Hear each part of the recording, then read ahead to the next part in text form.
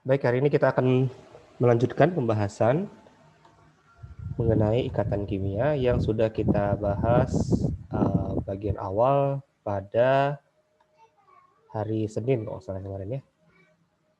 Ya, jadi kemarin kita sudah membahas sampai bentuk molekul.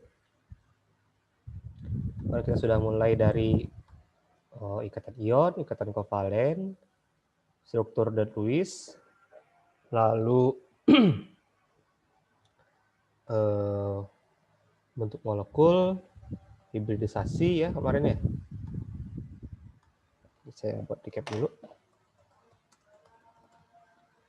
Sudah dibahas mengenai ikatan ion, lalu ada energi kisi, juga kita membahas ikatan kovalen, dan ada struktur dot Lewis.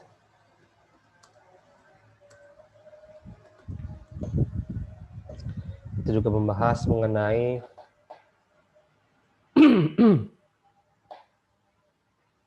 muatan formal. Lalu kita juga membahas bentuk molekul ya, geometri molekul. Dan juga kita telah membahas singkat mengenai kepolaran. Ya. Oke, hibridisasi juga ya. Hibridisasi orbital. Baik, sekarang kita akan melanjutkan pembahasan karena sudah teori valensi ya. Juga hibrid, berarti yang berikutnya adalah teori orbital molekul.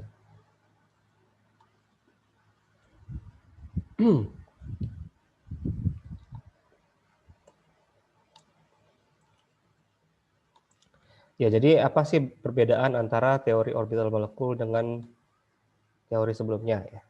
Berikutnya kita membahas teori orbital molekul.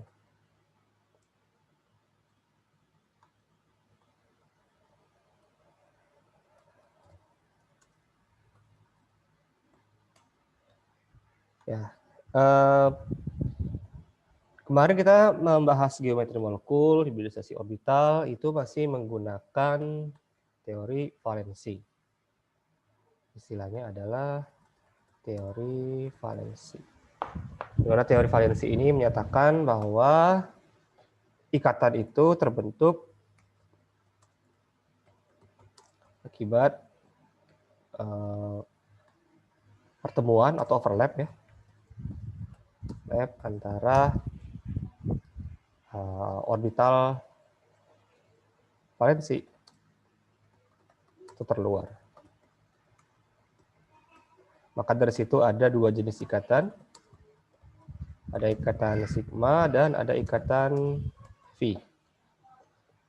Di mana perbedaannya kalau ikatan sigma itu yang true overlap, yang betul-betul tumpang tindih ya, benar-benar tumpang tindih. Sementara ikatan phi itu tidak terlalu overlap, apa sih istilahnya? Saya boleh bilang false lah ya, false overlap.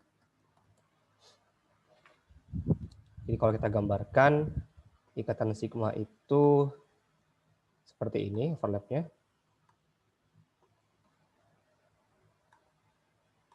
Ini dan ini.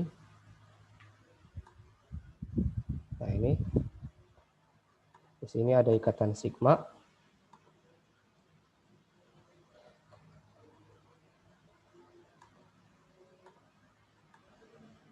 Ini adalah ikatan sigma.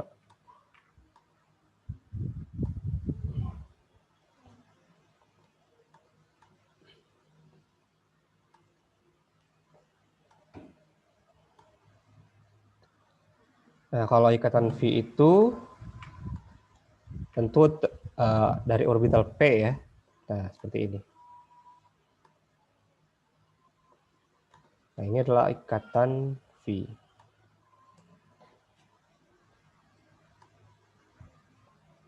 Gitu. Kalau kita lihat bentuknya dalam gambar, saya lihat dari buku aja.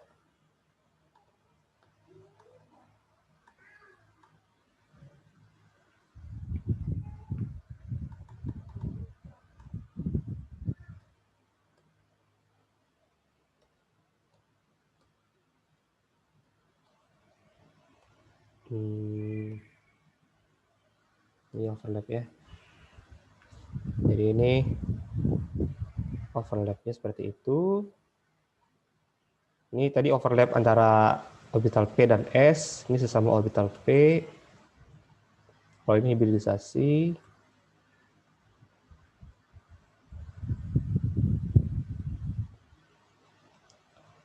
Kemudian, nah ini. Jadi kalau ikatan rangkap 2, salah satunya pasti ikatan pi.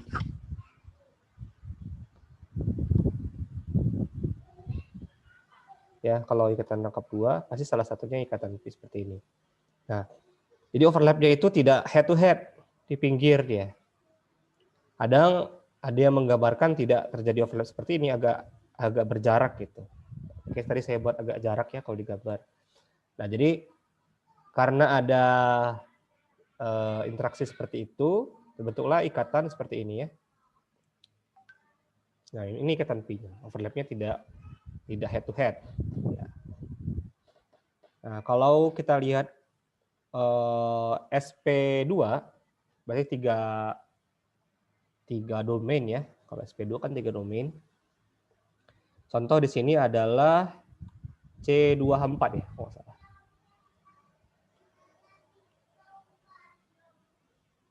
Ini C24 ini. Jadi ini C24 itu memiliki satu ikatan rangkap 2. Ini dia C24 ya, Ethena. Memiliki satu buah ikatan rangkap 2. Kalau digambarkan,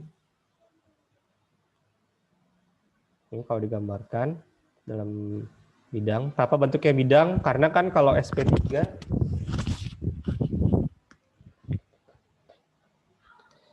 SP3 itu bentuknya trigonal planar kan? Trigonal planar berarti segitiganya berada dalam bidang. Nah, jadi yang SP2 itu yang warna ungu ini berada dalam bidang. SP2-nya berikatan sigma dengan H di sini, masing-masing dengan H. Lalu satu buah orbital SP2-nya berikatan dengan SP2 yang lain dari C. Nah, ini juga ikatan sigma di sini.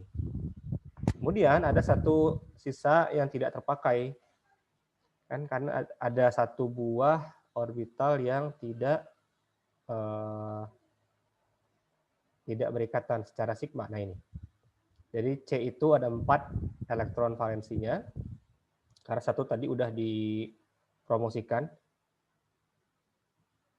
Asalnya kan dia 2s2, 2p2. Jadi yang 2s2 salah satunya pindah ke P. Yang 3 ini bergabung menjadi satu buah orbital hibrid. Kenapa 3? Ya karena cuma 3 ikatan sigmanya. Ini tidak berikatan. Ini menjadi elektron P. Elektron bebas. Nah, satu buah elektron bebas itu menempati sisa orbital P ini. Kan ada 3P ya. Ada PX, PY, PZ.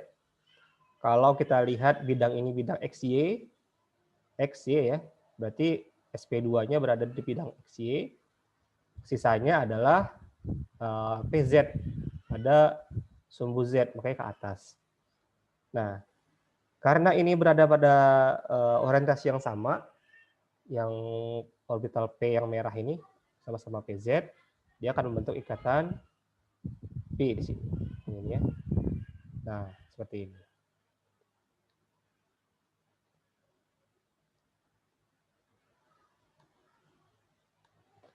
Oke. Kemudian kalau ikatan rangkap 3, berarti ada satu buah sigma dan 2 buah pi. Kalau digambar seperti ini ya, seakan-akan banyak. Nah, karena memang orbital itu berpasang-pasangan. Jadi di sini ada PX, ada PY. Jadi yang ikatan yang terbentuk, ikatan pi-nya itu 2, bukan 4 ya. Di sini seakan-akan ada 5 ikatan. Yang SP ini ikatan sigma, lalu seakan-akan yang merah ini masing-masing ikatan kan? Enggak. Ingat hanya sepasang saja. Nah, yang ke atas itu sumbu Y katanya ya di sini ya. Kalau perhatikan sumbu Z-nya mendatar, berarti ini bidangnya bidang XZ. Ini di atas. Berarti yang merah ini adalah ikatan pi dari PY. Sementara yang berada pada bidang ini adalah ikatan pi dari PX. Gitu. Oke, kemudian kita masuk ke teori orbital molekul, ya. Nah, ini penerapan dari fungsi gelombang yang pernah dibahas di materi sebelumnya mengenai sifat-sifat elektron. Jadi elektron itu memiliki sifat gelombang yang dinyatakan dalam persamaan Schrödinger. Ya, mungkin kita nggak usah bahas itu dulu. Yang penting adalah tanda C kuadrat ya. C ini adalah fungsi gelombang dari elektron tersebut. Jadi fungsi gelombang ini memuat segala properti, segala sifat-sifat dari elektron, mulai dari kecepatannya, posisinya, dan segala macam lah. Jadi sama seperti fungsi gelombang pada pegas misalnya, atau pada gelombang tali, nah sama seperti itu. Tapi ini lebih kompleks. Nah, karena merupakan gelombang, tentu ada fasa. Ada, kalau di gelombang transversal itu fasanya ada fasa bukit, fasa lembah gitu ya. Kalau ke atas bukit, kalau ke bawah lembah, dikatakan satu gelombang atau satu lambda kalau satu bukit tambah satu gelombang, gitu kan? Nah, sama elektron juga seperti itu. Jadi dalam satu orbital ini juga merupakan bentuk dari fungsi gelombangnya. Iya, kenapa bentuknya bulat? Kenapa bentuknya seperti balon terpilin seperti ini? Ya, itu gara-gara penggambaran dari fungsi gelombang tersebut. Gitu. Makanya kalau yang S itu bentuknya bola, kalau yang P seperti ini. Karena fungsi gelombang, karena sifat gelombang, tentu ada fasa. Di sini diberi tanda aja positif negatif. Perhatikan di sini hati-hati, ini bukanlah muatan dari elektron. Karena muatan elektron sudah pasti negatif kan? Jadi kalau ada tanda positif negatif ini bukan muatannya, tapi fungsi gelombangnya. Nah, seringkali kalau di buku itu digambarkan dengan warna yang berbeda biasanya. Biasanya sih kalau yang positif itu warna biru, yang negatif warna merah biasanya. Tapi kalau enggak, berarti kita harus lihat di tandanya tanda berapa, seperti apa. Oke, jadi ini sama dengan pembentukan ikatan sigma tadi ya. Jadi ketika ada orbital yang overlap, maka perpotongannya terjadi ikatan sigma. Nah, karena dia memiliki fungsi gelombang atau bersifat seperti gelombang, tentu ada kalanya fasanya berbeda, ya. Jadi sama seperti gelombang air. Jadi teori orbital molekul ini, ya, itu berhubungan dengan interferensi. Nah, simpelnya itu interferensi gelombang. Interferensi gelombang itu ada dua jenis, ada interferensi konstruktif,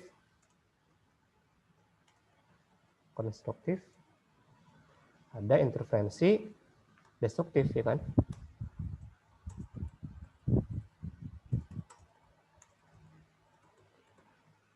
Bedanya apa? Jadi interferensi konstruktif itu ketika fasa gelombangnya sama atau gelombang sefasa ya, sefasa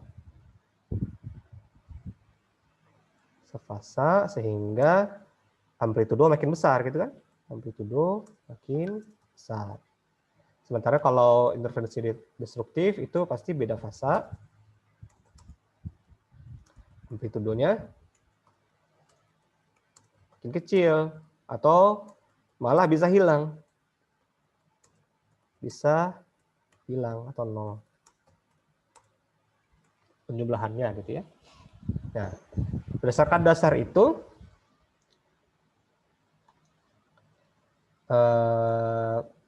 dasar tadi, sekarang kita bisa membuat dua jenis orbital hibridnya, dua jenis orbital gabungannya ya. Kalau interferensinya konstruktif, terbentuklah orbital bonding atau ikatan ya. Jadi si gelombang tersebut saling menguatkan, saling menyatu. Sama kalau kita membuat gelombang di air kan, ada gelombang yang ke atas, kalau sama-sama ketemu di atas, gelombang airnya makin besar. Tapi kalau kebetulan gelombang yang satu ke atas, yang satu ke bawah, pasti akan makin kecil gelombangnya. Sama seperti ini. Jadi kalau sama fasanya dia menjadi bonding, kalau beda fasanya menjadi anti bonding. Yang perlu diingat di sini, orbital bonding energinya lebih kecil daripada orbital anti bonding. Nah, kenapa seperti itu? Karena pembentukan ikatan melepas energi karena menjadi stabil kan? Ya, saya buat di sini.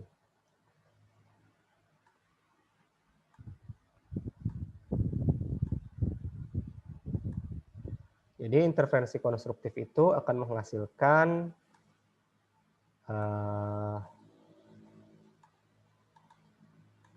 ini akan menghasilkan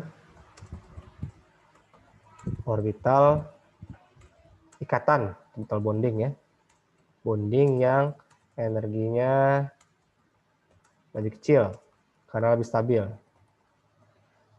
Sementara kalau destruktif akan menghasilkan orbital antibonding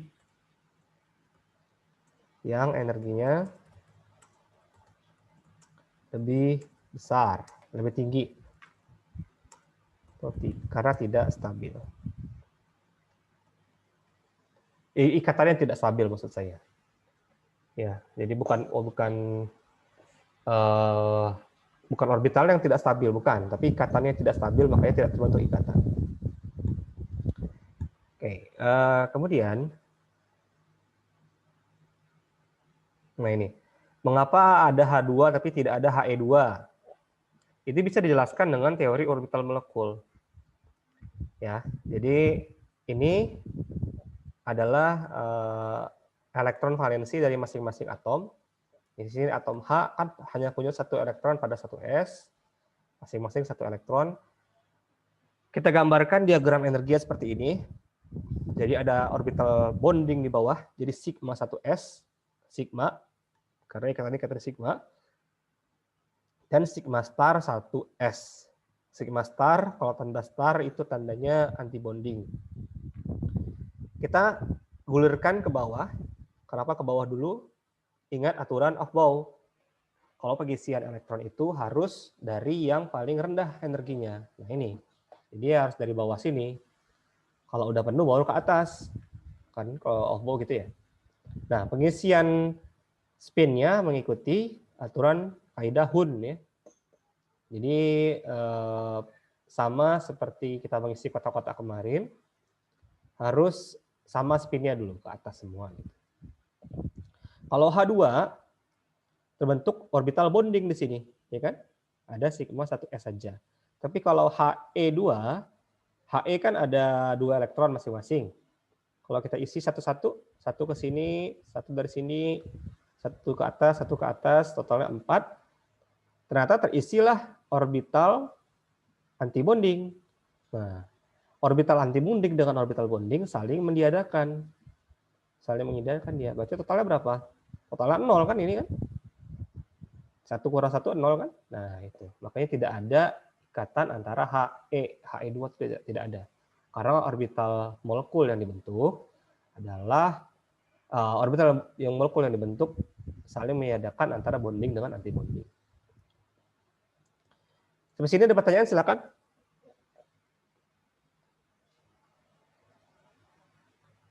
Silakan kalau ada yang ingin ditanyakan. Pak, mau nanya. Kenapa saling meniadakan? Ya, itu saling mengurangi lah. Itu ada perhitungannya namanya order ikatan, bond order. Oh iya. Oke, Kak. Oke.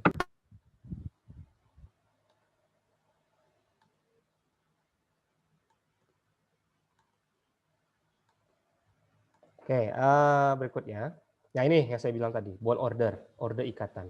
Order ikatan ini juga menyatakan kekuatan ikatannya. Makin besar order ikatan, makin kuat pula ikatan tersebut. Ya, jadi ada yang dinamakan sebagai order ikatan atau bond order. Ini menyatakan kekuatan ikatan. Bisa. Dan juga bisa menyatakan jumlah ikatannya. Ya, jadi kalau bond ordernya sama dengan 1, berarti ikatan tunggal.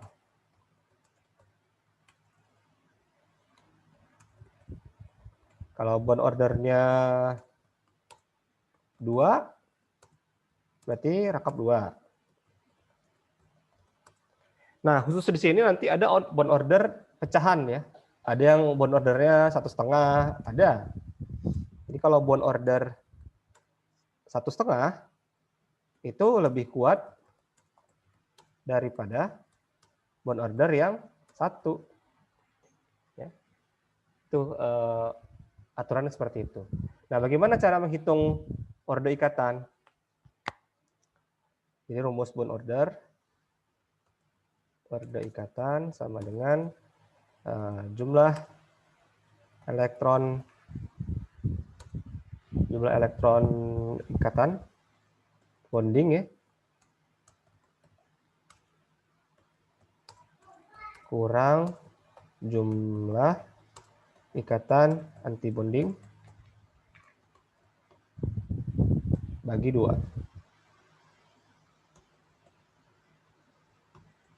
Tuh. Totalnya dibagi 2.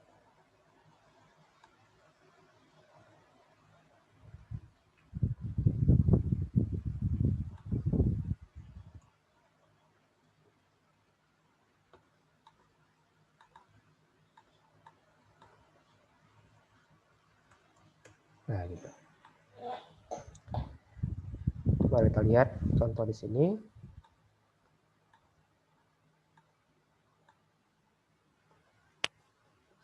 Nah, ini. Kalau ini bentuk-bentuknya saja, nggak usah terlalu dipikirkan.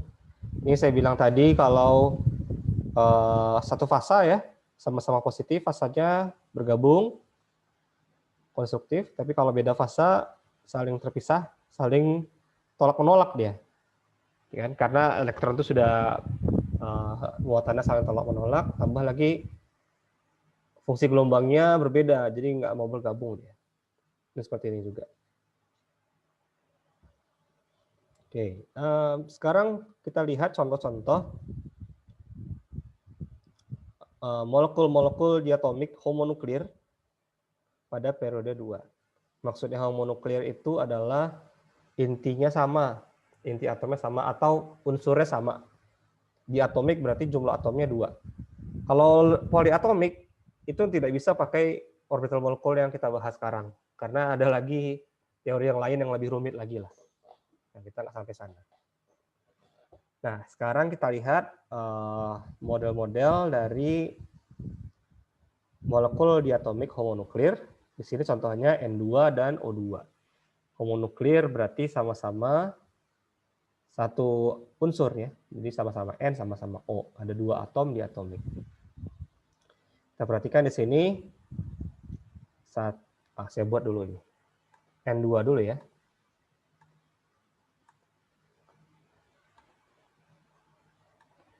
Orbital molekul diatomik homonuklir.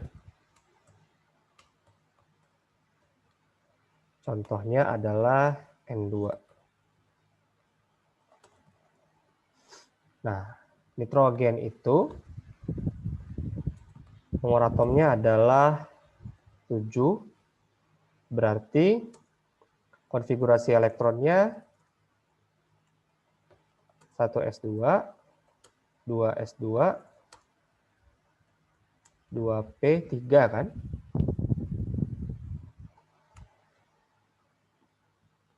Oke.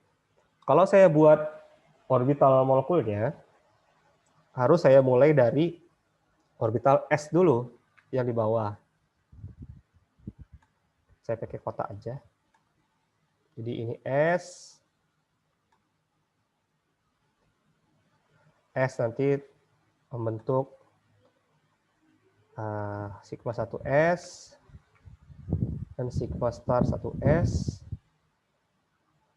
Kemudian ini 2S-nya. Nggak muat di sini.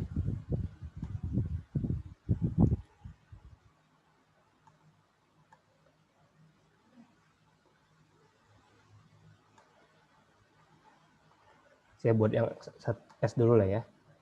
Ini adalah 1S. Ini 2S.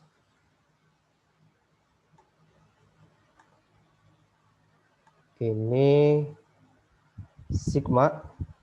Saya buat gimana ya kalau di sini nggak pakai simbol. Ya pakai tulis tangan aja. Nah, kalau yang ini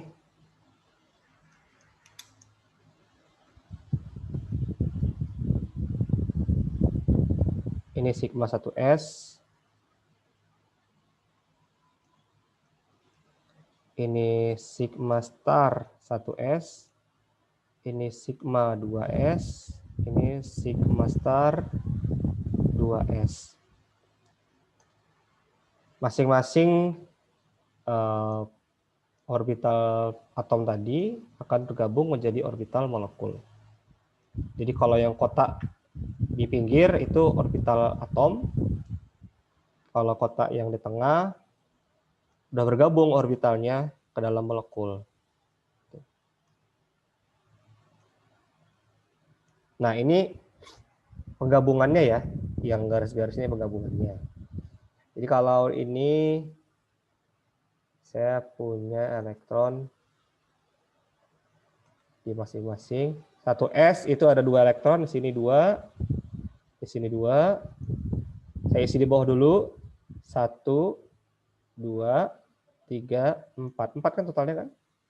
2S juga gitu. 1, 2, 3, 4. Oke. Nah, kalau yang P, harusnya di atas sini ya, tapi nggak muat. Saya buat di pinggirnya aja. Harusnya di atasnya harusnya. Soalnya kalau aturan gambar ini adalah mengikuti energinya. Jadi makin ke atas, energinya makin besar. Nih, energi.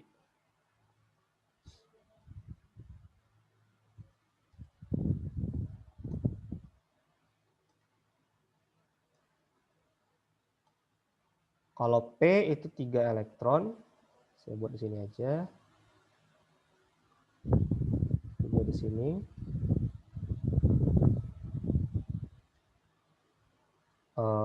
P itu ada PX, PY, PZ. Urutannya kalau ini 2 di bawah sini, 1 di atasnya, 1 di bawah sini, 1 di atasnya.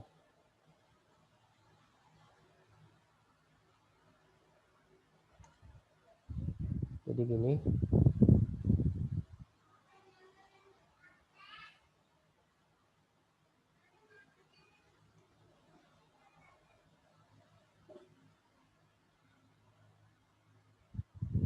Ini sebaiknya simetris sih gambarnya, tapi udahlah.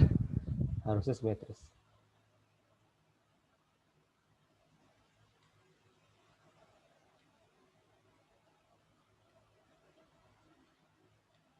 Oke.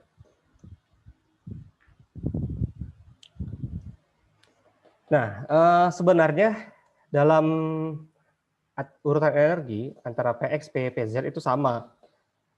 Biasanya sama ya. Ini PX, PY, PZ karena dia berada dalam tingkat energi yang sama. Jadi di sini juga saya nggak bisa bedain antara PX, PY, PZ. Tapi ada kesepakatan khusus di sini saja kalau PX dan PY itu sama, tapi PZ yang beda sendiri.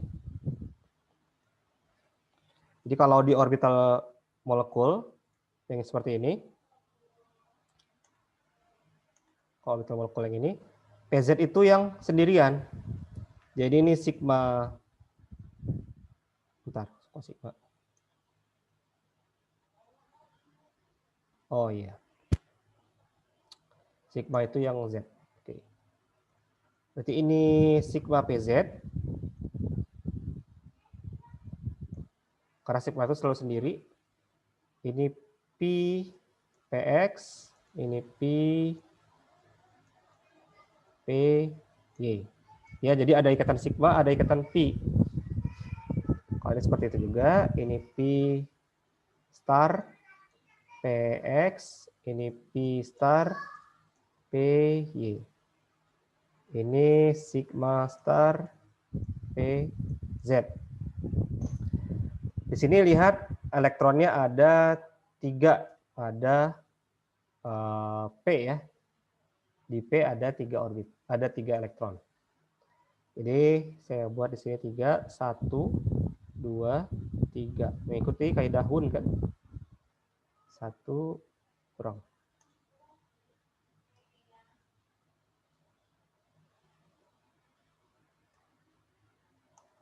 1, 2, 3. Saya isi yang paling bawah dulu. Ada 6 ya, jadi kita isi 6. 1, 2-nya di sini, kaidah Hun. 3 balik lagi, 3, 4, 5, 6. Nah gitu. Jadi kita ngisi 6 elektron, mulai dari yang bawah sesuai kaidah Hun dan aturan Aufbau. Jadi selesaikan dulu yang di bawah, baru boleh naik ke atas. Nah yang di bawah itu juga harus sesuai urutan spinnya. Ini untuk N2. Berapa bond ordernya? Nah, kalau kita hitung ya, bond order itu tadi jumlah elektron bonding kurang jumlah elektron anti bonding dibagi 2. Maaf, ini elektron. Anti bonding bagi 2. Kalau mau menghitung semua, boleh. Hitung semua yang ini ya, yang di tengah-tengah ini. 1S, 2S. Berarti di sini yang bonding ada 2 tambah 2, 4. 4 tambah 6, 10. Yang anti bonding ada 4, berarti 10 kurang 4, 6. 10 kurang 4, 6. Ini bond ordernya 10 kurang 4 bagi 2. Atau 6 bagi 2, 3. Nah, kalau saya biasanya yang di bawah ini saya abaikan. Kenapa? Karena totalnya pasti 0 kan? Ini kan saling meniadakan nih. Ini 0, ini 0. Jadi saya hitung yang terakhir aja. Yang di P ini saya hitung. Kalau di sini, kita lihat 6 bagi 2 sama dengan 3. Langsung kan sama aja hasilnya. Gitu. Jadi saya hitung hanya yang di 2P saja. Ya, ini 2P. Ini sigma 2P, sigma 2PZ, ini P2PX, P2PY. Gitu ya. Kalau pertanyaannya, tolong buat konfigurasi elektron N2. Nah, berarti kita buat aja ya ininya nih. Sigma 1S2, sigma star 1S2 gitu ya.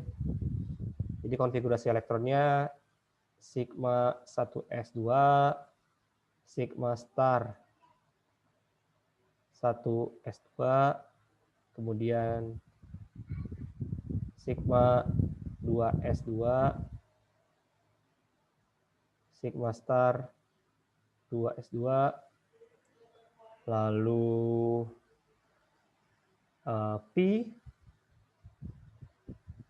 P2PX 2, P2PY2, sigma 2PZ2 gitu. Itu konfigurasi elektronnya. Sampai sini ada pertanyaan? Silakan.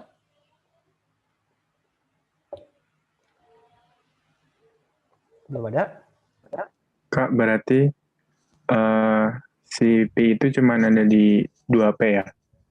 Iya, betul. Di S nggak ada. Di S nggak ada ikatan pi. Oke. Oke. Ah, ini ada pengecualian. Jadi di urutan sigma dan pi ini yang 2P ada perbedaan antara N2 dengan O2. Saya lihat di sini. Nah, yang ini. Ini yang N2, perhatikan 2P2PX, P2PY-nya di bawah, sigma 2PZ-nya di atas, ya kan? Jadi urutannya sama persis seperti yang di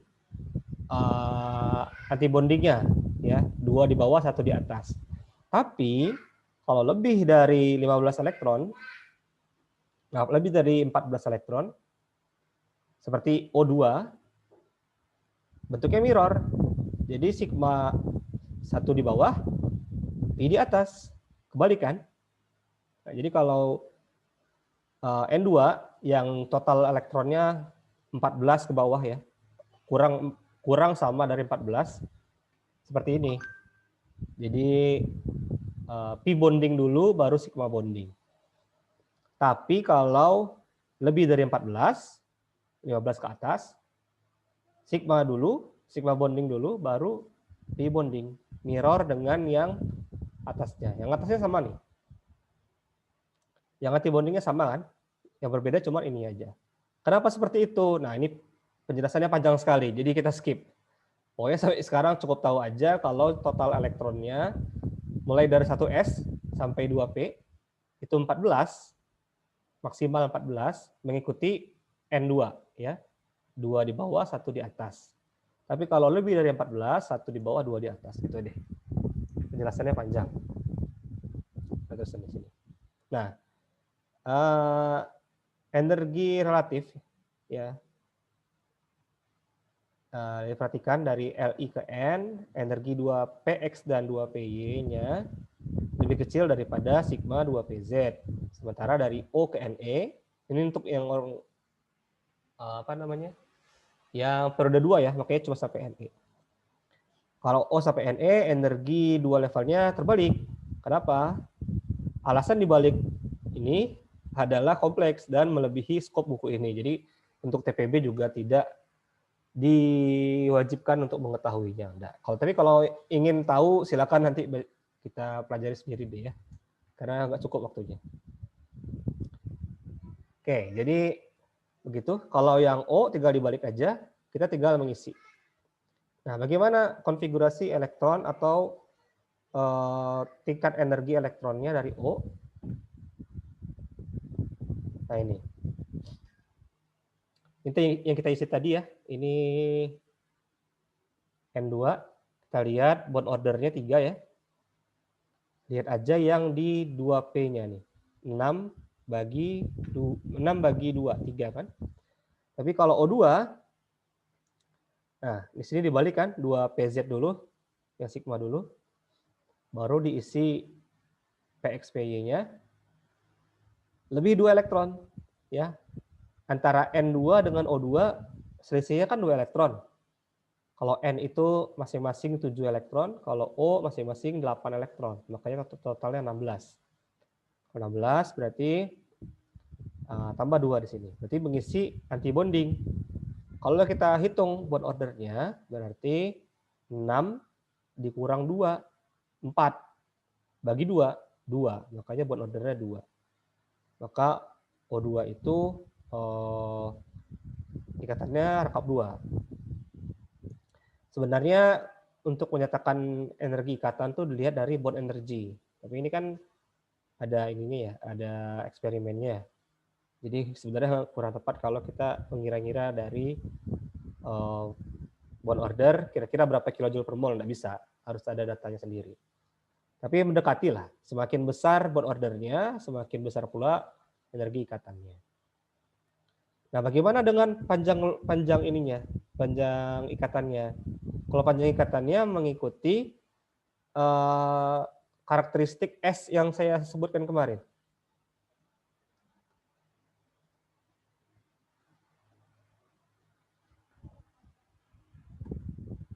Karena biasanya ditanyakan tuh, mana yang urutkan panjang ikatan dari molekul berikut. Nah, yang A berapa panjangnya, maksudnya urutannya gimana antara A, B, C. Gitu. Biasanya ya kalau yang ikatannya tunggal, jadi kalau ikatan tunggal itu umumnya mengikuti hibridisasi sp3.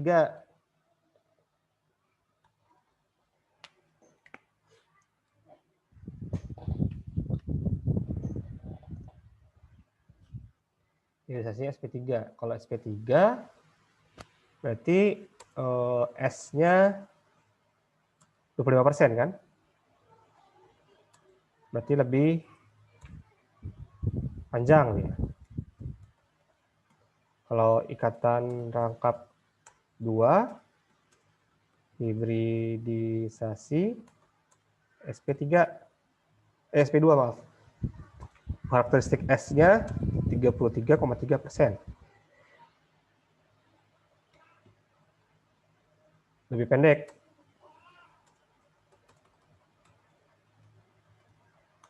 Kalau ikatan rangkap 3 hibridisasi SP aja. S-nya 50%. Berarti ini paling pendek. Itu. Walaupun belum tentu ya hibridisasinya SP3, SP2 itu harus perhatikan betul konfigurasi elektronnya, tapi secara umum biasanya mengikuti ini. Walaupun hibridisasinya nggak persis SP2, nggak persis SP3, tapi pasti yang tunggal itu lebih panjang daripada yang rangkap. Semakin panjang rangkapnya, semakin pendek ikatannya. Gitu sih.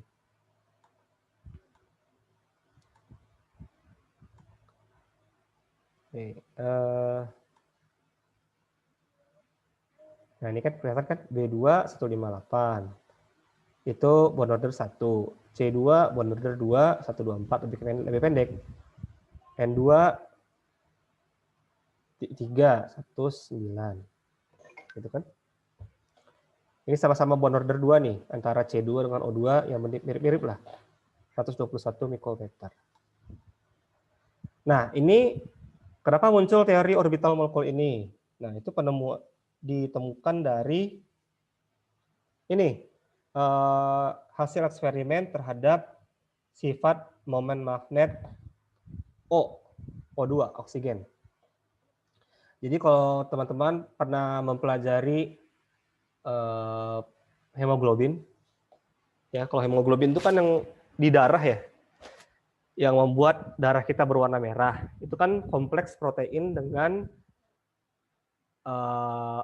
atom besi, ion besi maaf. Jadi ada ion besi membentuk kompleks dengan protein, fungsinya untuk menghantarkan oksigen lewat darah ya. Nah, bagaimana cara kerjanya? Cara kerjanya itu melalui magnet. Jadi Fe yang dalam darah kita itu fungsinya sebagai magnet yang menarik oksigen. Jadi karena ada zat besi itu, ada besinya, besi itu coba buat konfigurasi elektronnya pasti kalau Fe itu paramagnetik. Paramagnetik itu sifatnya kalau memiliki elektron yang tidak berpasangan, banyak. Saya buat aja. Jadi ada sifat magnet,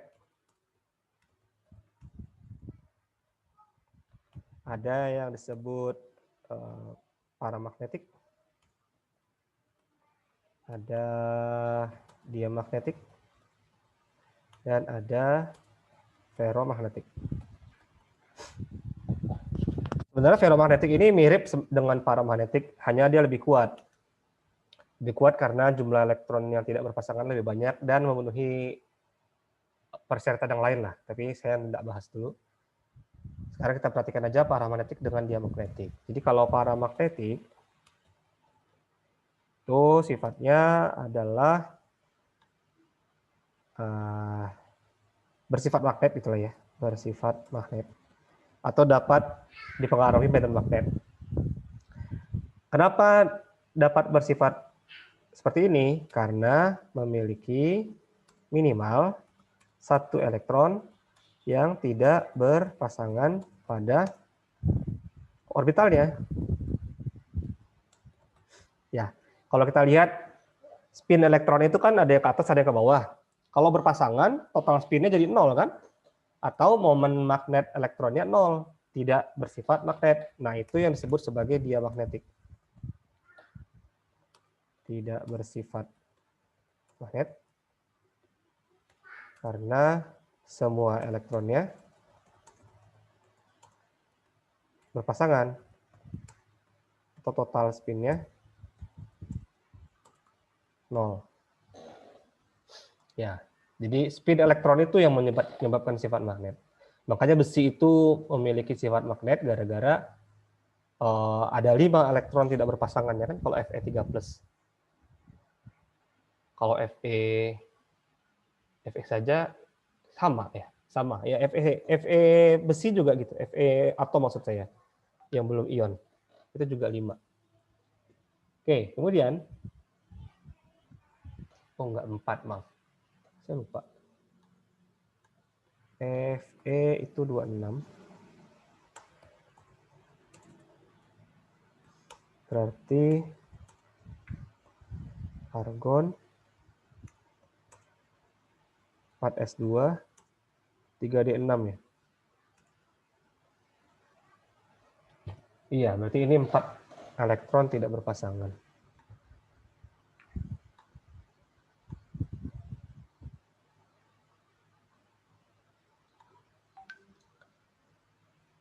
Satu, 2,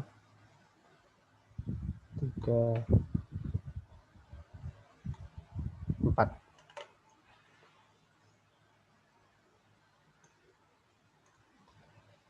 Satu, 2, 3, 4, 5, 6 kan? Ada 4 yang tidak berpasangan.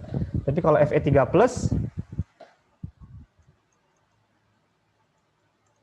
berarti jadi Ar 3D5.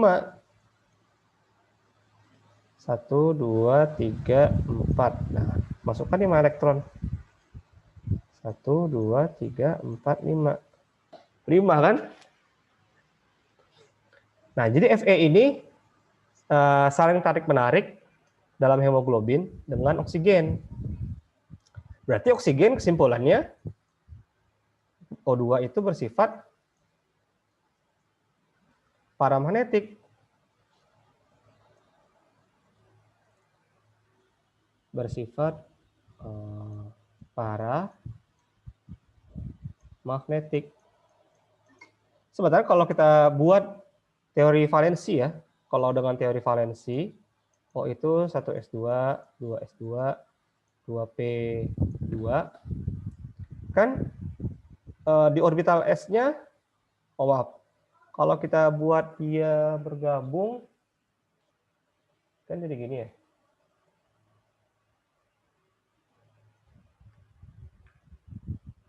Satu, 2. Mau jadi rangkap 2. Ini gabungnya jadi seperti ini.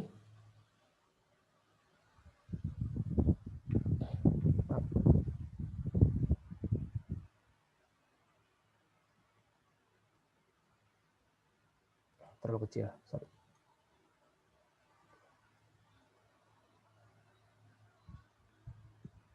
Jadi yang elektron satu buah di sini promosikan ke sini.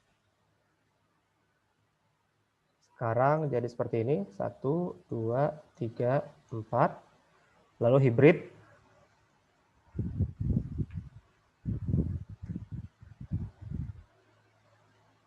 Satu, 2, 3.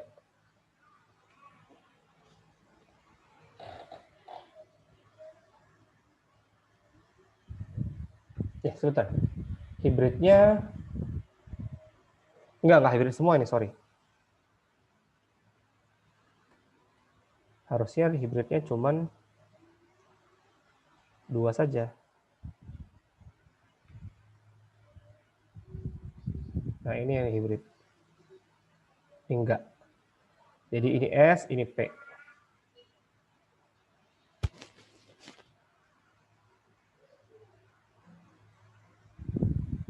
Nah, ini gabung sama oksigen yang lain. Jadi ini malah SP ya.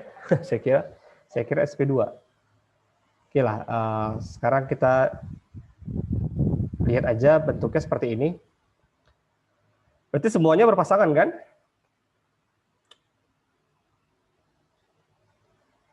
Benar nggak sih? Atau mungkin saya salah. Mungkin ini harusnya SP3. Nah, sekarang kita lihat Lewisnya aja deh. Lewisnya kan seperti ini ya. Kalau oksigen itu. Ini elektronnya ini. 1, 2, 3, 4, 5, 6. Butuh 2 elektron lagi. 1. Oh, saya buat warnanya beda. 1, 2, 3, 4, 5, 6.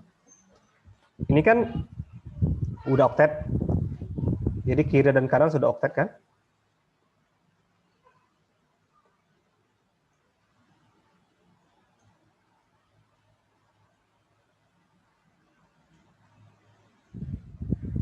Nah, seperti ini kan?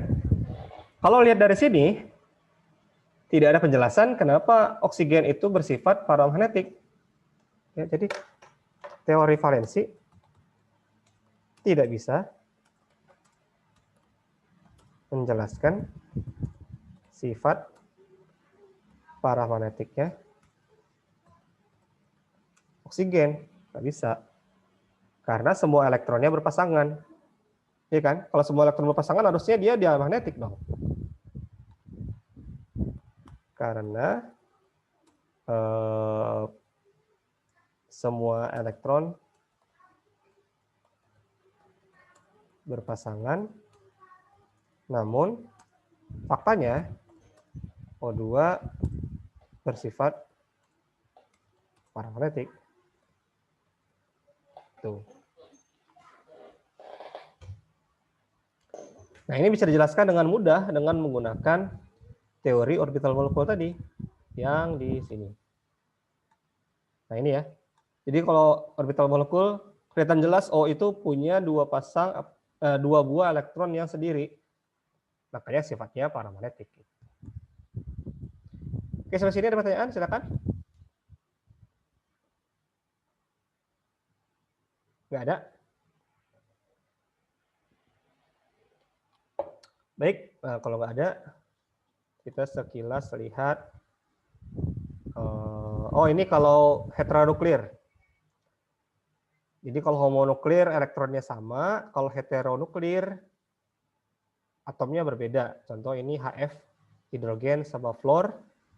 Ini splittingnya nggak sama, asimetris splittingnya. Kenapa? Karena hidrogen hanya satu orbital. Kalau fluor di sini yang digunakan untuk berikatan adalah orbital 2p. Makanya energinya nggak sama. Kemudian kalau sama-sama P, contohnya nih CO, karbon monoksida. Ini ada 2S, ada 2P ya. Nah, ini menggunakan urutannya sama dengan N. Kenapa? Kalau C itu 12 elektron, kalau O itu kok C 12 elektron. C itu 6 elektron. Kalau O 8, 6 tambah 8 kan 14, makanya mirip dengan N2. Pi 2P di bawah, sigma 2P di atas. Begini. Kemudian orbital molekul terdelokalisasi.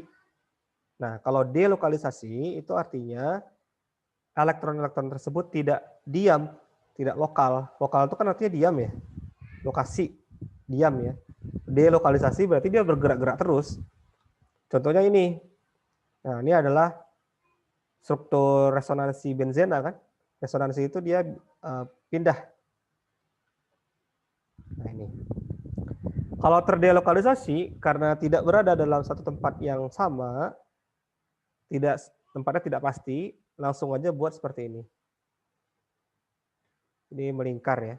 Nah, itu aja sih bentuknya. Terakhir di sini ada ikatan dalam padatan. Kalau dalam padatan kita menggunakan teori pita atau band teori.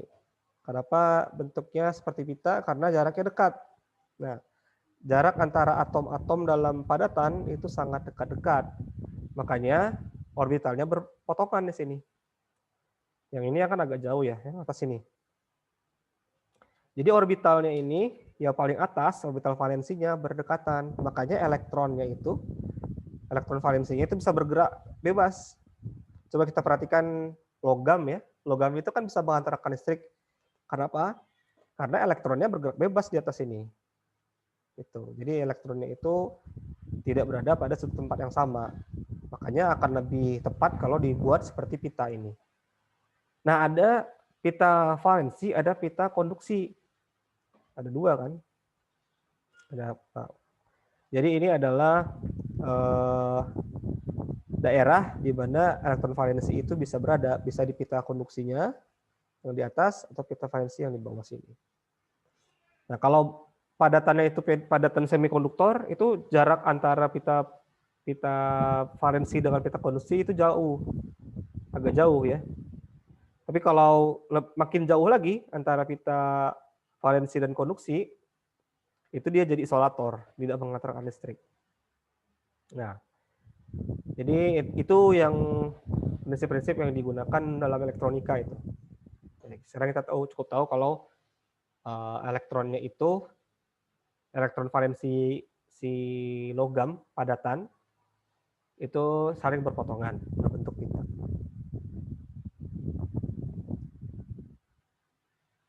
Nah, ini saya bilang tadi.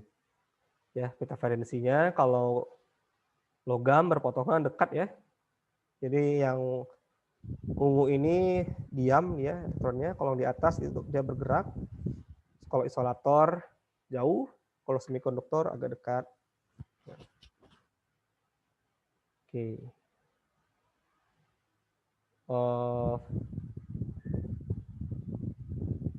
Kemudian ini ada karbon.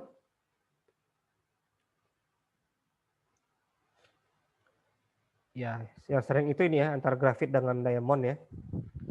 Jadi kenapa sifat allotrop ini berbeda? Allotrop itu adalah wujud dari suatu unsur dalam keadaan standar sehari-hari, tapi berbeda. Karbon itu umumnya ada dua, ada diamond atau intan dengan grafit atau arang hitam ya, yang di pensil itu atau yang di bakaran kan warna hitam. Itu sama-sama karbon, tapi kenapa wujudnya beda, sifat-sifatnya beda? Ya gara-gara susunannya berbeda seperti ini.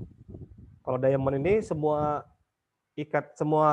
atom karbonnya berikatan secara kovalen satu sama lain. Jadi terikat sangat kuat lah. Tapi kalau grafit itu berbentuk layer, berbentuk lapisan-lapisan, ya, di mana masing-masing lapisan itu bentuknya heksagonal seperti ini, dan antar lapisan ini ada ikatan van der Waals yang lebih lemah. Makanya kalau grafit itu bisa dipatahkan, rapuh lah daripada intan gitu. Nah, elektron ini, elektron karbon bisa berpindah-pindah di antara lapisan ini. Makanya grafit bisa mengantarkan elektron. Walaupun kalau kita lihat di sini, grafit itu kan nggak ada ionnya kan, tapi bisa mengantarkan elektron gara-gara inilah lapisan-lapisan itu. Nah, kalau grafit itu kita ambil satu lapisan ini, namanya grafen. Nah, itu sekarang juga lagi rame diteliti ya, grafen. Bisa dibuat sebagai ini, nanotube. Jadi kalau masing-masing lembaran ini digulung, jadilah nanotube. Fungsinya bisa macam-macam. Salah satunya untuk drug delivery. untuk penghantar obat dalam tubuh manusia agar lebih tepat sasaran. Kalau kita minum obat gitu aja kan bisa kemana-mana kan obatnya kan. Kalau kita pakai teknologi nano seperti ini, obatnya hanya terbuka waktu di sasarannya aja. Itu lebih jago lah ya buat. Oke. Saya rasa segitu mengenai ikatan. Ini ada soal tadi ya, saya cek dulu ya. Dari atas dulu.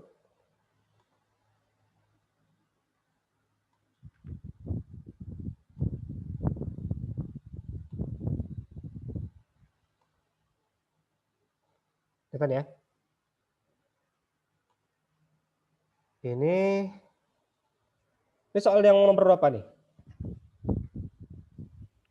Itu yang nggak ada kelihatan jelas nomornya, Kak. 916 Yang polar, tentang polar, non-polar. Oke.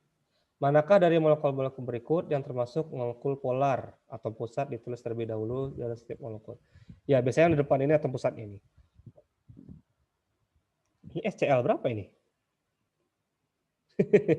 SCl2 mungkin ya? SCl2, BF3, ICl3 atau ICl5 ini? Kita buatnya dua-duanya. POCl2, XeF2, TSEF4, 2 mungkin ya. Oke. Coba ya. SCl2.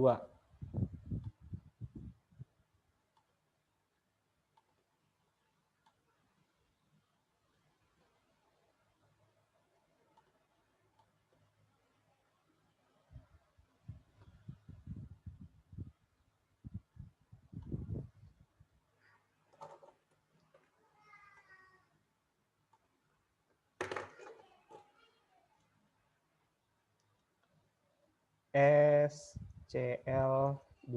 Jadi S itu 11, 286, Cl 17, 287. S di tengah, Cl di pinggir. Kan bentuknya jadi seperti ini.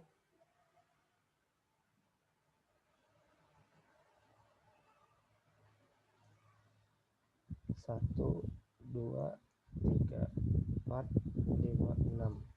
Cl7.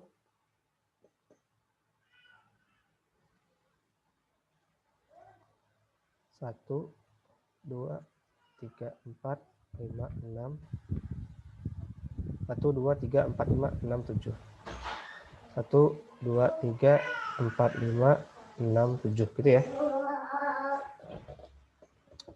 Atau gini. S, Cl, Cl.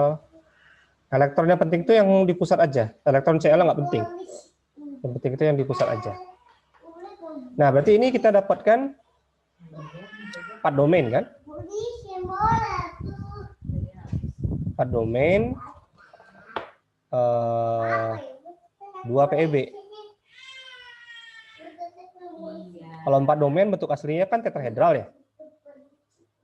S itu tetrahedral, 1 di sini, 1 ke sini, 1 ke depan, 1 ke belakang. Cl, ini Cl, ini Cl. Ini 2 elektron di sini. Nah, kelihatan kan kalau di sini? Kelihatan bentuknya tidak simetris, berarti ini sifatnya polar. Ya kan? Oke, kemudian BF3. BF3. B itu 5 ya. 2, 3. F itu 9. 2, 7. BF3. Ini B. F3.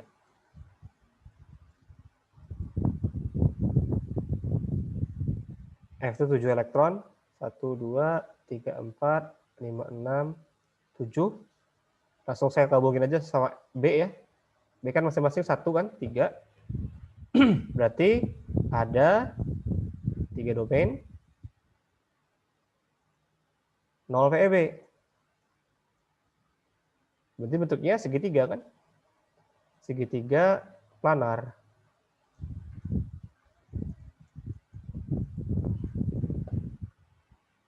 Segitiga planar, sifatnya non polar, ya kan? Simetris semuanya. Ini bentuknya V-shape atau letter V, atau V-shape atau bend. Ada yang bilang bend, bengkok juga bisa. Terus, oke, masuk lagi. ICL 3. Saya buat ICL 5 juga deh, sekalian.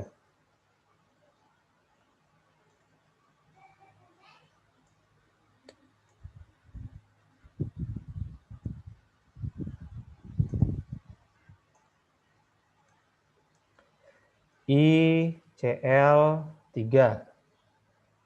Ya, ini kan sama-sama golongan 7 ya, golongan 17 kan? Berarti ada 7 elektron valensi. Saya nggak usah buat ininya. Nggak usah buat konfigurasi elektron I karena panjang.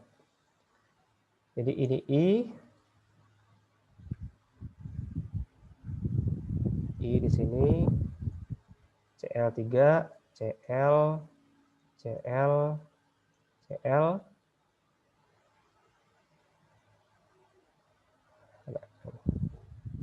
CL di sini aja. Bentar.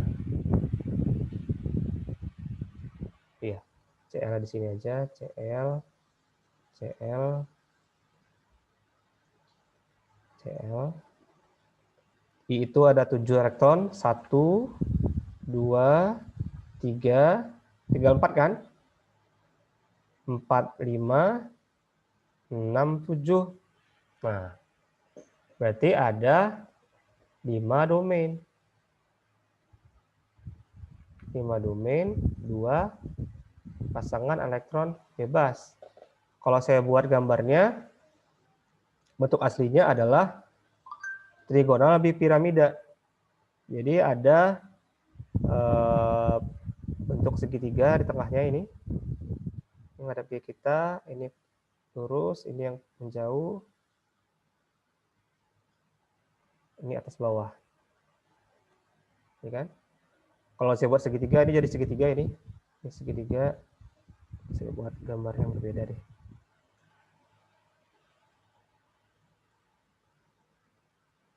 Ini segitiga.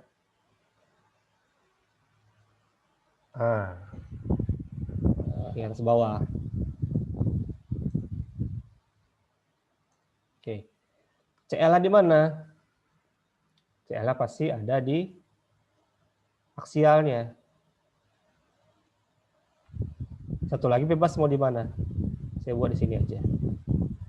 Jadi pasangan elektron bebas pasti ada di bidang ini, pasti berada di ekuatorialnya, nggak mungkin berada di aksialnya, di atas bawah nggak mungkin. Bentuknya adalah huruf T.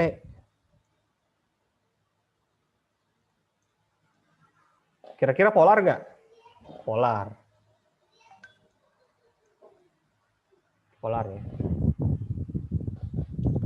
Nah, gimana kalau ICL 5? Bisa nggak ICL 5? Bisa. ICL 5. Jadi gini, I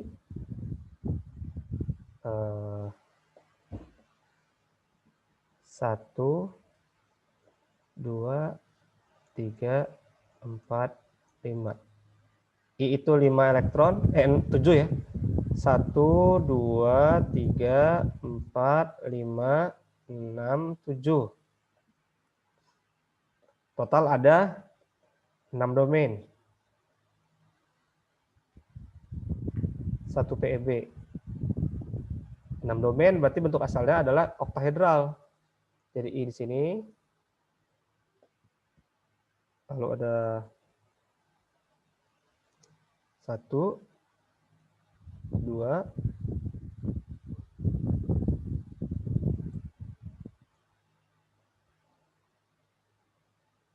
3, 4.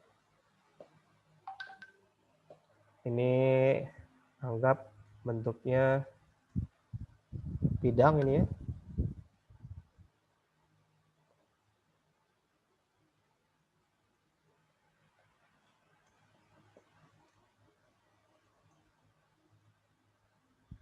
Nah, material seperti itu.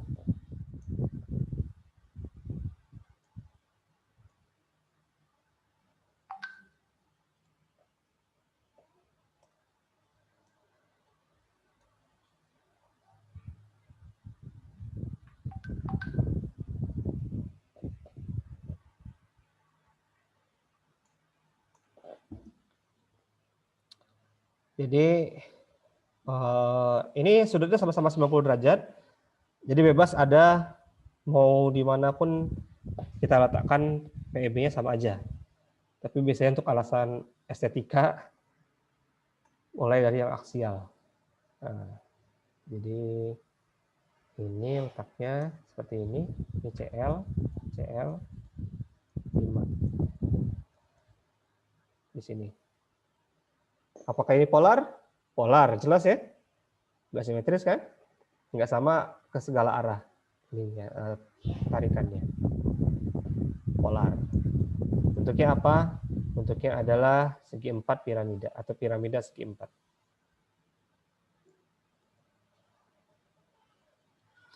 Tuh. Kemudian saya skip aja ke XEF2. Ini menarik nih. Saya buat XEF2, XEF4 juga deh. Ada XEF2, ada XEF4, ada XEF6. Nah, menarik. Ada 3 macam. Jadi xenon itu 8 elektron. Xenon itu adalah golongan 18 memiliki 8 elektron valensi. Jadi kalau XEF2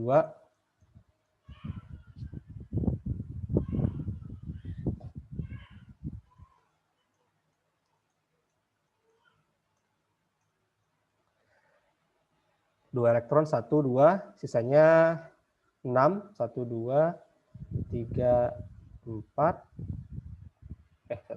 1 2 3 4 5 6. Ingat. 1 2 3 4 5 6 7 8. Oke. Berarti ini ada 5 domain.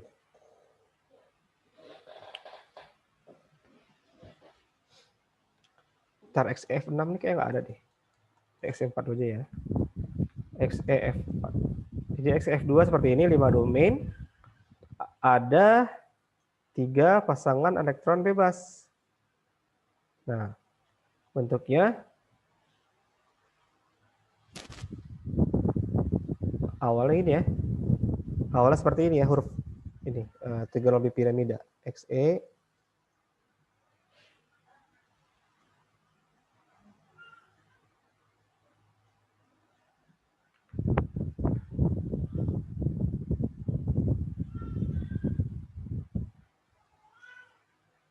ke sini.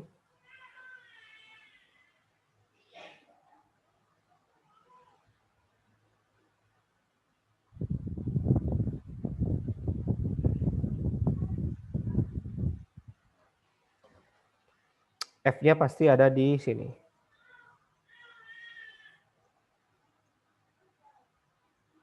Bentuknya linear. Dan ini non polar. Kenapa? Karena ikatan tarikannya atas bawah ya. Jadi yang ke atas dinetralkan oleh yang bawah gitu. Antara XE dengan F kan lebih elektronegatif F ya. Jadi simetris dia jadinya. Sementara kalau XEF4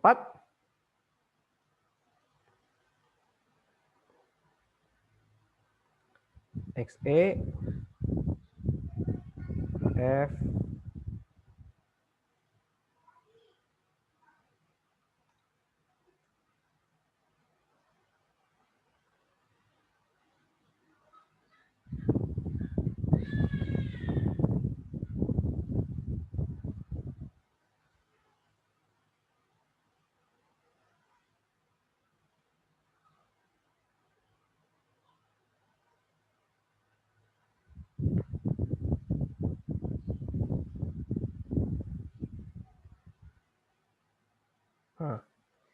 XEF4.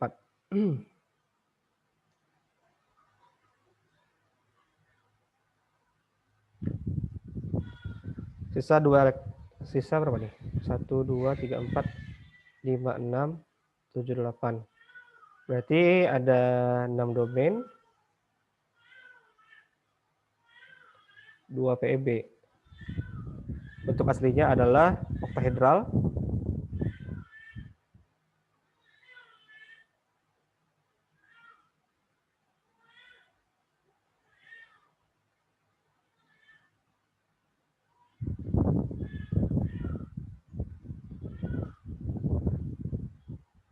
Nah, di sini saya buat F-nya di sini. Ini ada PEB di sini.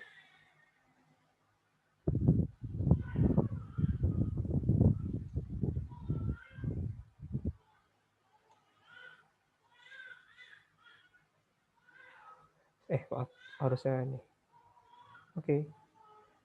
Nah, ini sifatnya non polar. Bentuknya apa? Bentuknya square planar.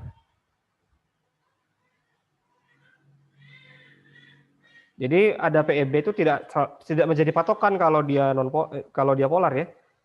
Ini kan kalau perhatikan yang sebelah kiri ada PEB polar, tapi yang di kanan justru ada PEB tidak polar, non polar. Jadi diperhatikan bukan pasangan Nathan bebasnya, tapi yang kita perhatikan adalah kesimetrisan dari ikatannya. Jadi kalau ini floor-nya atas bawah ya, jadi saling meniadakan tarikannya. Kalau yang ini juga sama kan? Jadi F yang ini tarik menarik sama yang F di sini. F yang ini sama F yang di sini.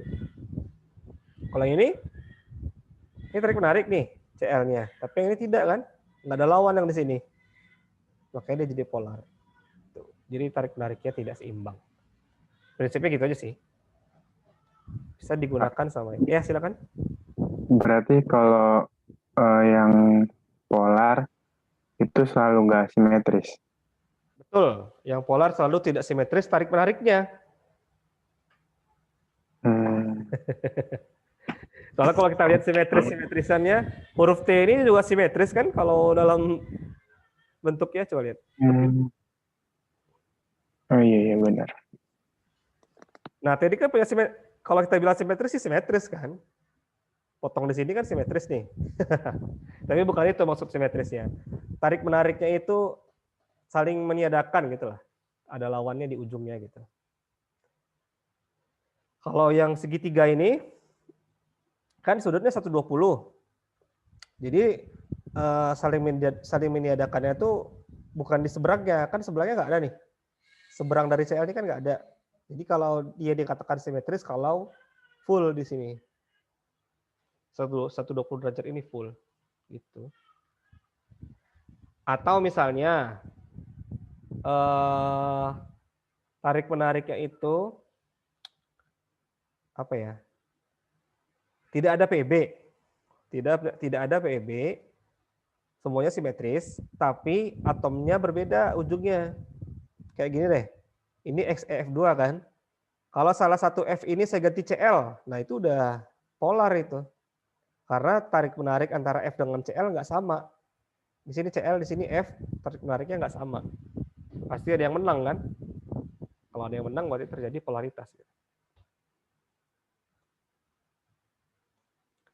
Oke, nanti silakan dicoba aja gambar Tapi lihat dulu nih gambarnya, ini benar nggak nih SeO2? Lihat dulu soalnya. Oke, berikutnya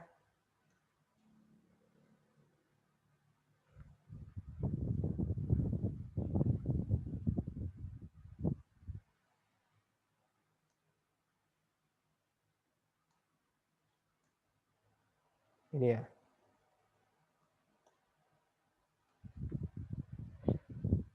Salah satu asam paling kuat yang dikenal saat ini adalah asam fluorosulfat HSO3F yang terionisasi membentuk ion SO3F-. Gambarkan semua struktur Lewis yang mungkin untuk ion tersebut dan lengkapi dengan muatan formal masing-masing atomnya. Kemudian dari semua struktur Lewis pada subsol A, tentukan yang paling stabil dan jelaskan alasannya. Yang ketiga, tentukan orbital hibrid pada atom S yang digunakan untuk berikatan. Dalam koordinat kartesius, ion SO3F- dapat digambarkan sedemikian rupa sehingga S dan salah satu O berada pada sumbu Z sebagai berikut. Oh, ini adalah lanjutannya nih. Ada tadi Berikutnya. yang iya.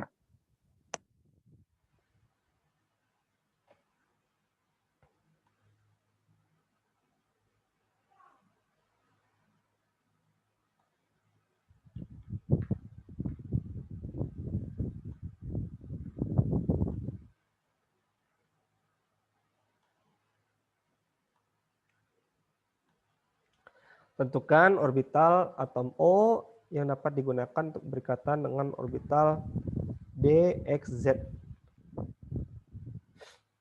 tersebut. DXZ.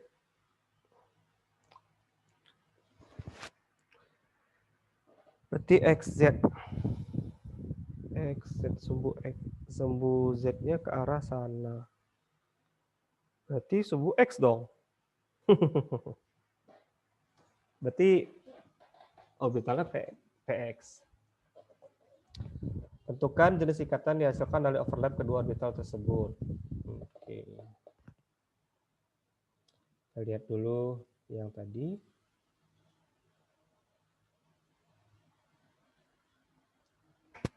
SO3F-. SO3F-.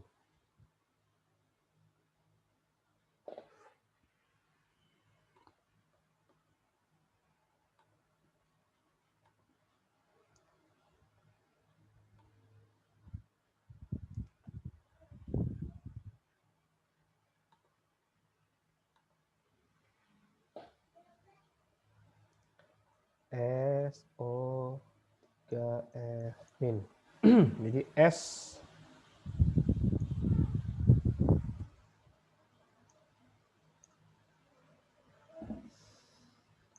mana S 286 O 26 F 27. S di tengah, O3.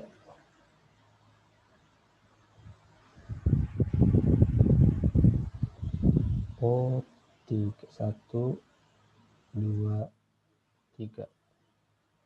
Apakah F-nya di sini?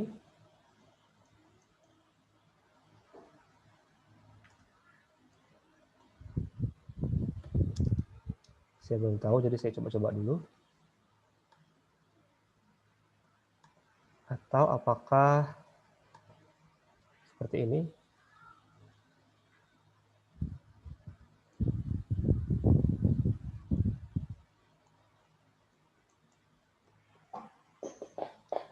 Ada kemungkinan kan?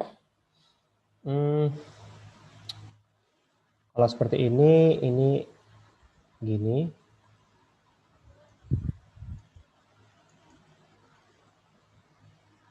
Sini gini.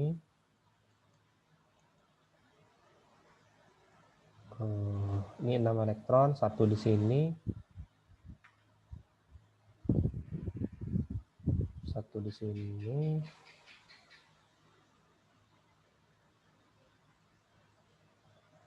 1 di sini.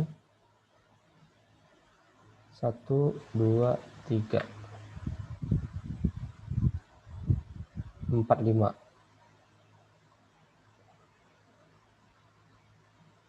Enam, 7. 1, 2, 3, 4, 5, 6. 1, 2, 3, 4, 5, 6, 7, 8, 9, 10. Melanggar oktet boleh karena dia ada di periode 3, boleh melanggar oktet. Kalau periode 3 ini kan maksimal 18 elektron kan? Ini 10. Berarti ini O-nya gini. Ini gini. 1, 2. Ini muatan formalnya berapa ini?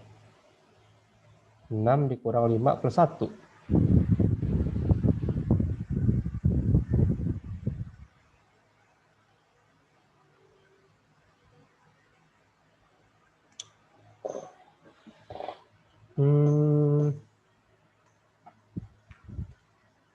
Kalau buat jadi gini,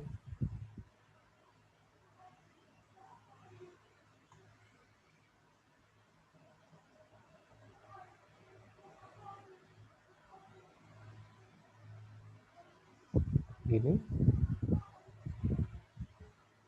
1, 2, 3, 4, 5, 6.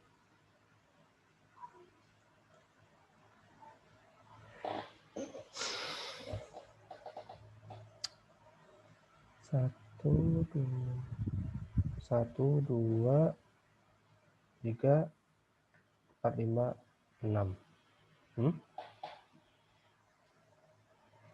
Ini saya pause dulu ya. Jadi ada dua kemungkinan, yaitu seperti ini, S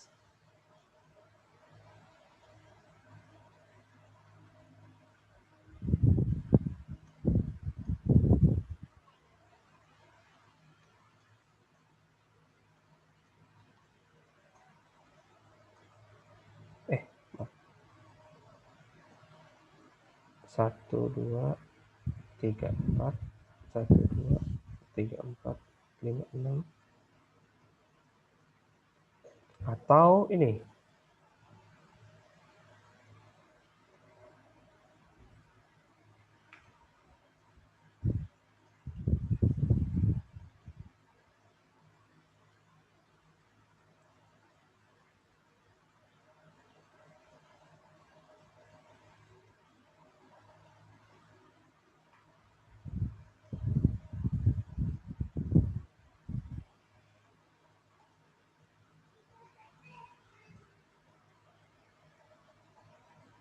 Nah, kalau kemungkinannya, kalau yang di atas,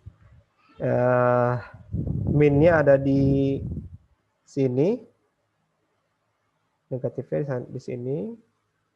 Kalau ini, negatifnya ada di sini, dan ini positif. Tuh. Tapi saya rasa sih ini tergantung posisi F yang benarnya itu di mana. Apakah di atom pusat atau di O. Nah, saya belum lihat lagi aturannya. Kayaknya ada aturannya deh. F itu lebih sukanya sama yang mana.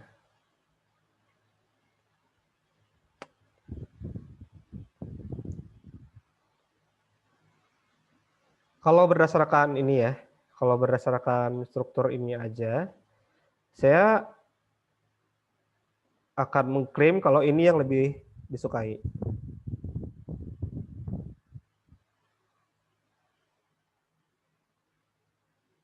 Bukan saya klaim.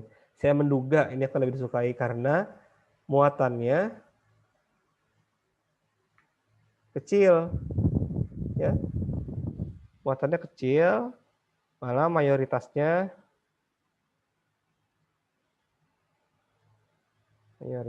nol. Ini kan ada positifnya ya. Nah, jadi akan lebih senang kalau lebih sedikit yang berjenis muatannya gitu. Daripada ada plus, lalu ada 2 min kan, ini ada 3 macam, ada 3 ion berarti kan? Ada 3 yang berikat, ada 3 yang bermuatan. Kalau ini kan cuma 1. Kalau saya sih menduganya yang atas ini. Terus pertanyaan berikutnya,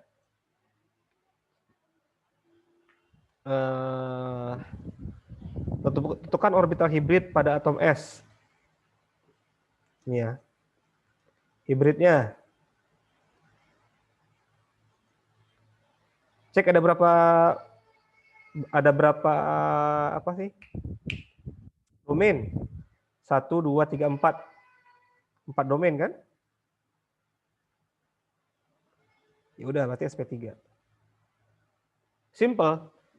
Hitung aja domainnya berapa. Ini sepasang.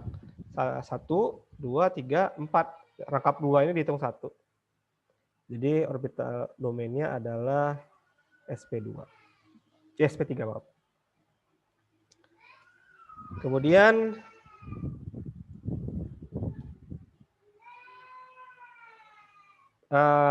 tentukan orbital atom O. Loh, bentar. OS-nya ada ini ya. Ada orbital D ya.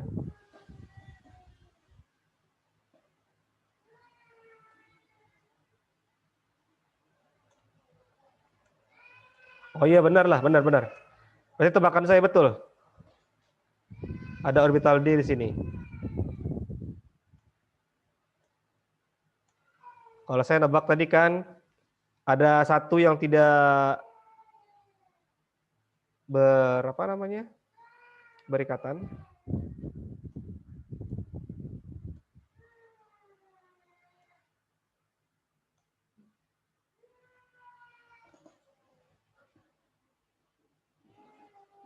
Nah, yang tidak berikatan itu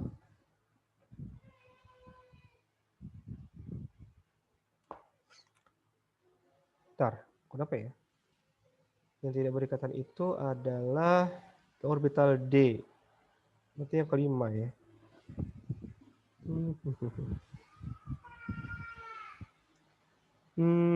Tentukan orbital atom O yang dapat digunakan untuk berikatan dengan orbital DXZ tersebut. Ini orientasinya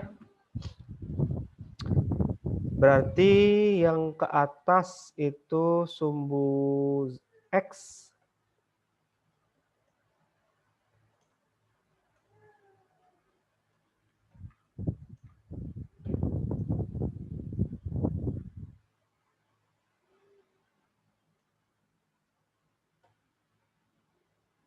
Seperti gini tuh.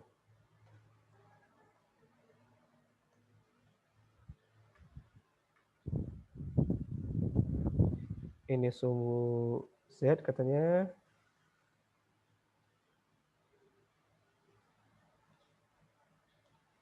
Sumbu X.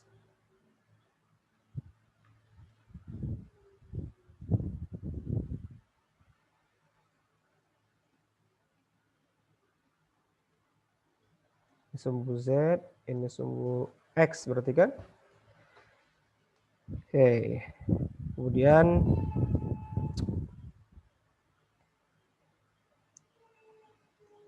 ini ada DXZ. DXZ itu adalah orbital D yang berada di antara sumbu X dan sumbu Z. DXZ berarti antara X dan Z. Bidang XZ. Nah, gitulah. Bidangnya bidang XZ. Jadi kalau ini bidang XZ, saya buat di ujung sini aja.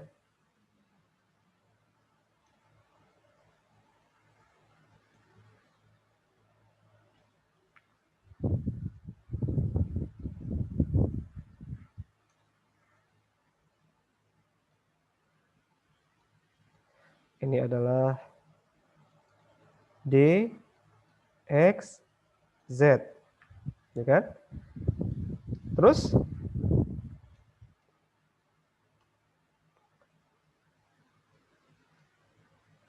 gambarnya tadi seperti ini. Ya, berarti jelas banget ini kan. O-nya ini berarti OX, PX. Udah, berarti ini PX nih.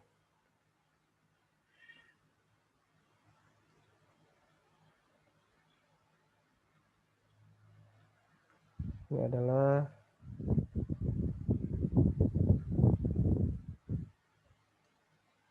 PX. Nah, jenis ikatannya apa? Berarti jawaban yang D itu adalah PX. Yang E, ikatannya apa? Sigma atau pi? Tebakan saya sih ikatan pi. Karena tidak ada overlap. Tidak ada overlap antara DXZ dengan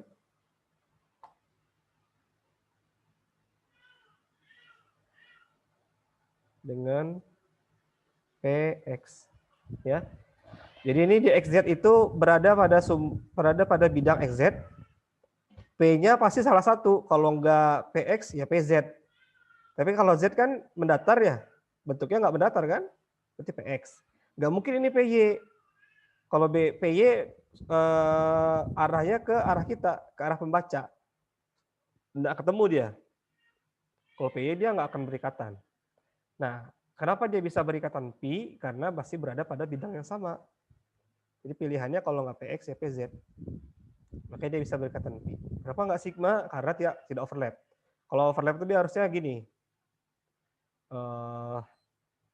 Ini ke sini, ini ke sini, ke sini, ini ke sini. Terus sama ini. Nah ini overlap ini. Ini baru ikatan sigma. Gitu. Kalau ini ikatannya ikatan pi. Jadi ini berikatan nih. Ini sama ini.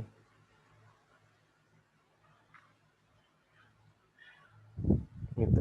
Ini ikatan pi. Hanya karena dia berada pada bidang yang sama. Oke, saya rasa cukup demikian. Masih ada pertanyaan? Silakan. Ada yang kurang dimengerti? Kak, masih bingung buat tentuin sumbunya itu. Yang Terus ini? ada XZ begitu, iya. Bingungnya sebelah mananya? Kan itu misalnya sumbu Z-nya ke kanan. Buat tentuin sumbu X sama Y-nya gimana kalau misalnya Z-nya nggak ke kanan? Apa selalu sumbu Z ke arah ke kanan itu? Enggak, sumbu itu beda-beda. Soalnya kan bisa diputar-putar kan. Kalau saya patokannya di XZ ini. Ini patokan saya nih. Kalau ini nggak ada petunjuknya, bingung juga kita mau jawab apa. Ini sih. Karena kalau ini Z dan ini XZ kan, pasti pasangannya sumbu X. Itu aja sih. Simpel itu. Jadi X yang vertikal, Z horizontal, kalau Y yang ke arah kita, ke arah membaca gitu. Berarti kalau nanti yang diketahui D, Y, Z, berarti nanti gambarnya Y-nya ke arah kita gitu. Gimana? Kalau misalkan gini, ini sumbu Z, terus diketahui, ini gambarnya, ini D, Y, Z gitu kan? Ini ada orbital P, gitu. Ini P apa? Pasti PY, karena ini pasti Y. Ini pasti Y. Karena kan ini kan YZ. Patokannya ini aja nih. Ini kan YZ. Jadi karakteristik masing-masing orbital itu ya. Kalau orbital S bentuknya spherical. Spherical atau bola. Berarti ke segala arah sama, X, Y, Z sama dia. Ke arah X, Y, Z sama dia. Ini ada hitungannya sih, tapi saya udah lupa belajarnya di kimia kuantum. Ada hitungannya kenapa dia bentuknya seperti ini. Walaupun kalau di kimia kuantum, di atom itu kita nggak pakai kartesius. Kita pakainya koordinat polar. Nanti belajar di fisika mungkin koordinat polar. Jadi nggak pakai X, Y, Z. Jadi kalau S itu bentuknya bola, kalau P, nah ini pada sumbu. Ciri khasnya gitu. Jadi ada, kalau ini X, ini Y, ini Z, ya kan? Kalau PX itu yang ke sumbu X, nah ini PX. Kalau ini X, ini Y, ini Z, nah ini PY. Ini perang samping. Ini PZ gitu. Nah, kalau D itu lain lagi. D berarti dia di antara dua sumbu.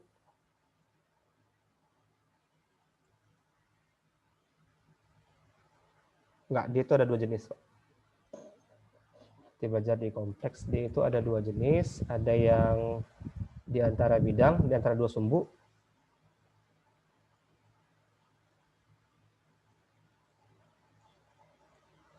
Sama pada sumbu. Tapi ciri khasnya sama-sama ada 4 loops. 4 cuping, 4 loop. Kalau P itu tadi 2 loop kan. Nah, ini agak susah gambarannya.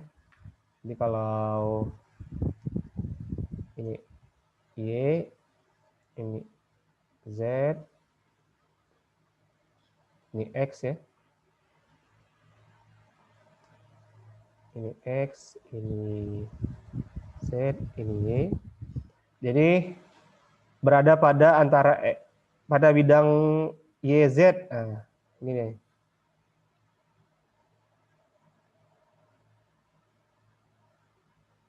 Oh, salah. Saya abaikan X-nya. Ini.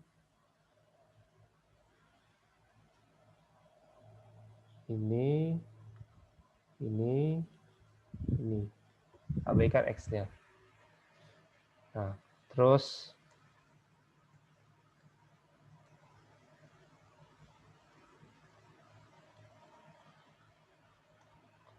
X, Y, Z. Pada bidang X, Y. Berarti abaikan Z-nya. Ini berarti dia. Tuh. Ini.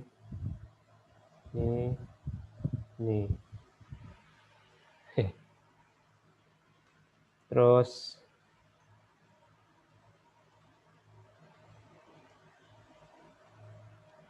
pada bidang apa lagi?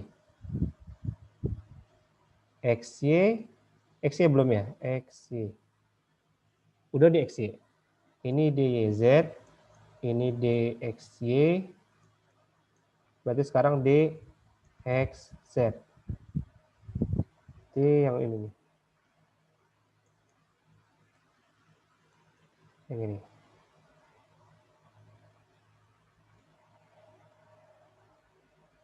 Udah kelihatan ya. Harusnya ada di itu sih, buku sih. Nah, ada dua lagi ya pada sumbu. Ada dx kuadrat kurang y kuadrat, ada dz kuadrat. Ini sama-sama di sumbu. Kalau ini berada pas di sumbu x dan y. Jadi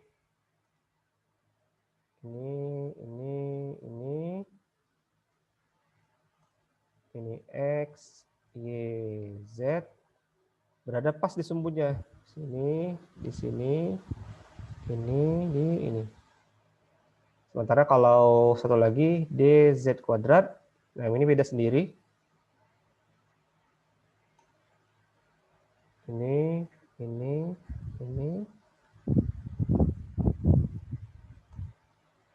Ini X, Y, Z, bentuknya gini. Dan ada cincin. Nah, cincin mengelilingi X, Y. Itu sih. Ada 5 kan? Gitu. Oke, silakan kalau ada yang ingin tanyakan lagi. Ada?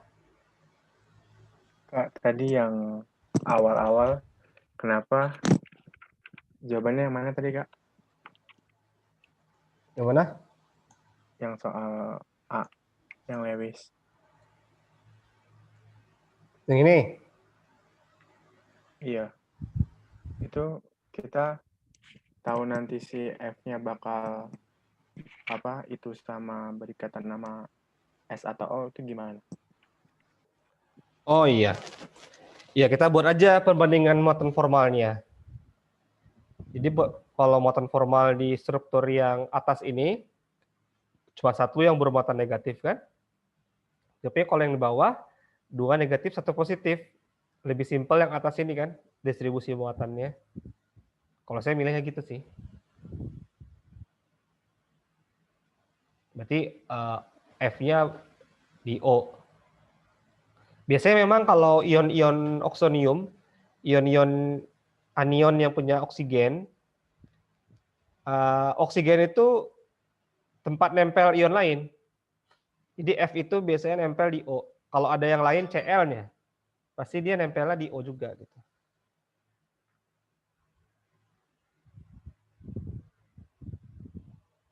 Gimana?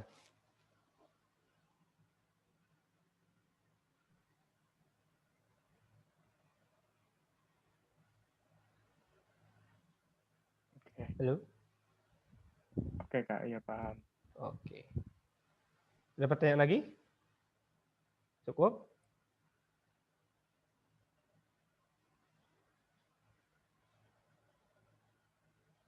Cukup ya?